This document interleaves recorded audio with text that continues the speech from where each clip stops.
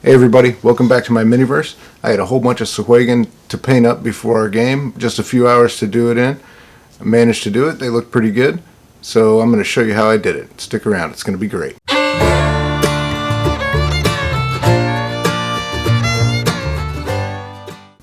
So I'm running the Salt Marsh campaign, as some of you probably know, and we are on the Final Enemy module.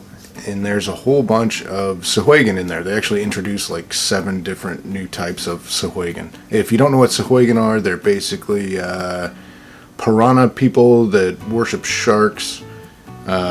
Absolutely evil. They are civilized though, but they're humanoid. They have arms and legs, and fish tails, and lots of pointy teeth.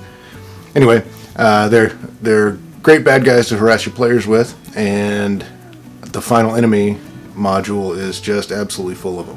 So anyway, I needed a whole bunch of them. I had a few, but I needed a whole bunch of them, and so I printed them off during the week. And just before our game, well, the day of our game, I had to get them all painted up. So I didn't have a lot of time, and I rushed through it, but they turned out pretty good. And I think it's a pretty great example of what you can do with a small amount of time if you just apply some good techniques. Nothing special, just painting, dry brushing, thin the paints a little bit. It really didn't take very long at all. Considering I had 11 of them. I had 10 regular guys and then 1 champion. So that's 11 minis in just under 4 hours. I'm pretty proud of that. They're not show quality or anything, but they looked good on the table. And I'm going to go ahead and show you guys what we did. Before we go, though, I want to remind you, go ahead and subscribe if you haven't, please. And let's get on after it. So I wanted to show you guys the models that I started with. The big one there is done by Miguel Zavala, and the other one's by Clay Raid. I only printed one of the big ones, and then a few of each of the other ones by Clay. I really like these. They don't have a lot of bits and pieces that need a lot of extra painting, but they did have some details with the scales and stuff, and I really like the shell shield and the little ring and the sword. It brings a little more character to it. So a big thank you to those two for modeling these up, and there's links down in the descriptions to their Thingiverse. Alright, I just started off with this green skin by Army Painter, and I did thin it just a little bit, just to put a good base coat, block everything in. I mean, almost everything on these is green except for the details, so I painted everybody up. Made sure I got everything.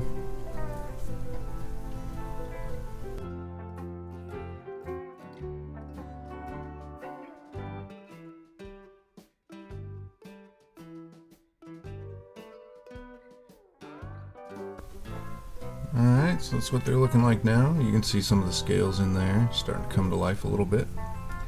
And I decided to do the details in the purple.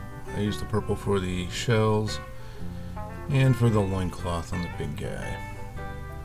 I just painted it in, just a base coat like I did with the green.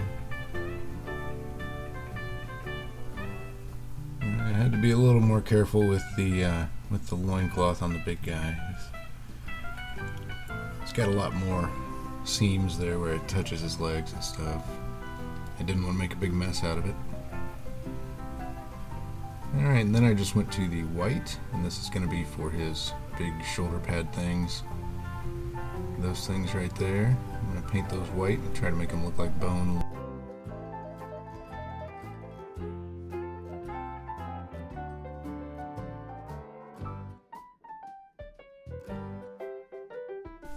I thinned that white down so it'd be a little bit translucent, look a little bit older. Look pretty good. And then onto the brown. I use this bugbear brown that I have. And that's for, I'm going to do the handles on the swords and the handles on the tridents and stuff.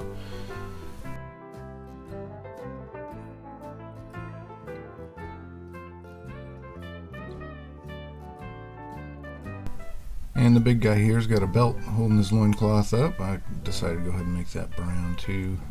Look like a leather belt. Which I didn't think a fish person would really ever have a leather belt.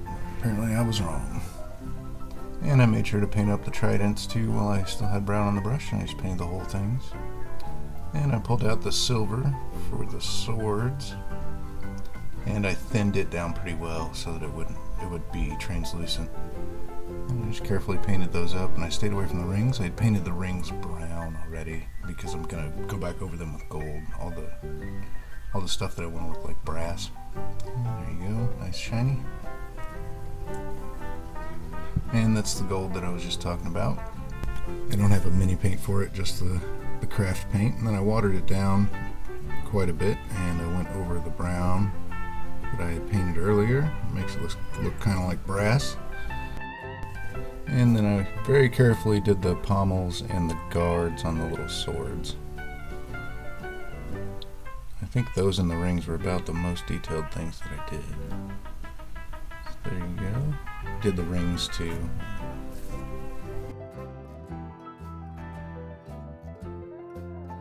And I just did that for all 4 of those guys.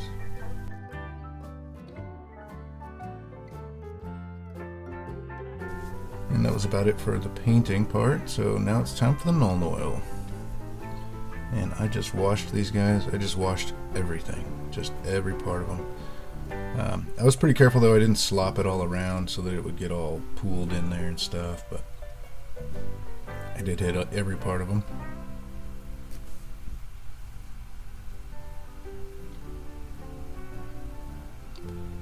And once they were dry, I grabbed my dry brush and I started with green, this jungle green, the light green.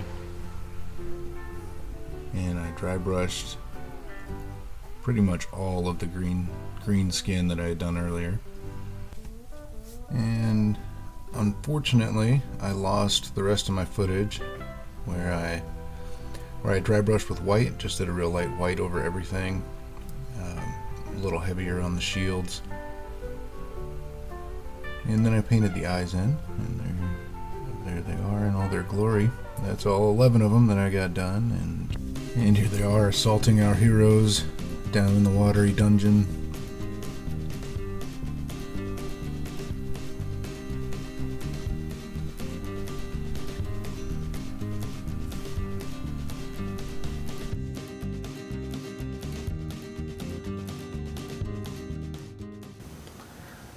So that's my small Sahuagin army, painted up just under 4 hours.